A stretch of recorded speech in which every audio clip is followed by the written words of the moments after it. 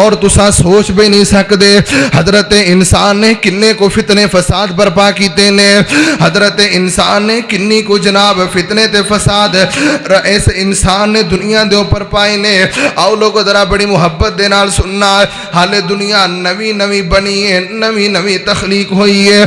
قابیل نے اپنی سکی بہن دے نال شادی کرن دا منصوبہ بنایا اپنی سکی بہن دے نال رشتہ کرن دا منصوبہ بنایا اللہ اللہ ایسے وجہ تو انہیں اپنے بھائی حابیل نو قتل کر دیتا ہے اللہ اکبر کبیرہ اللہ حضرت یحییٰ علیہ السلام دے دور دے اندر جناب یحییٰ علیہ السلام دا دور توجہ دے نال سننا اونا دے دور دے اندر ایک ظالم قسم دا بادشاہ بھی آیا اے بھی تے انسان نے اتجعل فیہا من یفسد فیہا جناب یحییٰ دے دور دے اندر ایک بادشاہ بڑے ظالم قسم دا آیا انہیں اپنی بھتیجی دے نال اپنے بھائی دی بیٹی دے نال عشق لڑایا تے پھر ان دے نال شادی کروائیے لوگاں نے آکھیا اے بادشاہ تو غلط پیا کرنا ہے تیری شادی کوئی نہیں ہوئی جناب حضرت یحییٰ دے کول بادشاہ آ گیا